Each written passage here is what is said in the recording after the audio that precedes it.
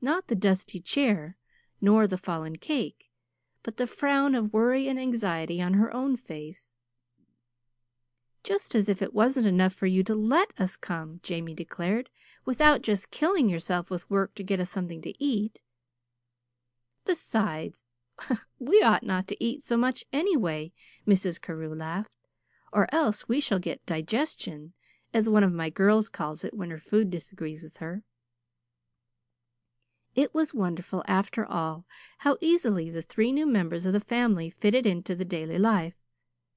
Before 24 hours had passed, Mrs. Carew had gotten Mrs. Chilton to asking really interested questions about the new home for working girls, and Sadie Dean and Jamie were quarreling over the chance to help with the pea shelling or the flower picking. The Carews had been at the Harrington homestead nearly a week when one evening John Pendleton and Jimmy called. Pollyanna had been hoping they would come soon. She had indeed urged it very strongly before the Carews came. She made the introductions now with visible pride. "You are such good friends of mine. I want you to know each other and be good friends together," she explained. That Jimmy and Mr. Pendleton should be clearly impressed with the charm and beauty of Mrs. Carew did not surprise Pollyanna in the least. But the look that came into Mrs. Carew's face at sight of Jimmy did surprise her very much. It was almost a look of recognition. "Why, Mr. Pendleton, haven't I met you before?" Mrs. Carew cried. Jimmy's frank eyes met Mrs. Carew's gaze squarely, admiringly. "I think not," he smiled back at her. "I'm sure I never have met you.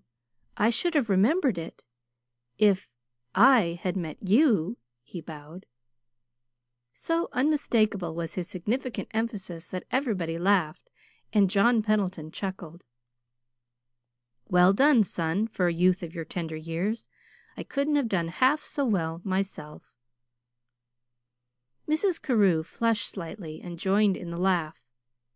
"No, but really," she urged, "joking aside, there certainly is a strangely familiar something in your face. I think I must have seen you somewhere, if I haven't actually met you." "And maybe you have," cried Pollyanna. "In Boston. Jimmy goes to Tech there winters, you know.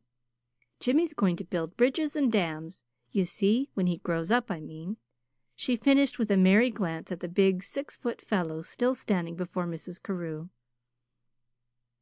Everybody laughed again, that is, everybody but Jamie, and only Sadie Dean noticed that Jamie, instead of laughing, closed his eyes as if at the sight of something that hurt. And only Sadie Dean knew how and why the subject was so quickly changed, for it was Sadie herself who changed it. It was Sadie, too, who, when the opportunity came, saw to it that books and flowers and beasts and birds, things that Jamie knew and understood, were talked about, as well as dams and bridges, which, as Sadie knew, Jamie could never build. That Sadie did all this, however, was not realized by anybody, least of all by Jamie, the one who most of all was concerned.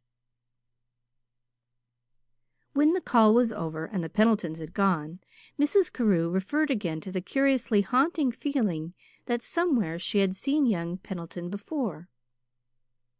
I know I have somewhere," she declared musingly.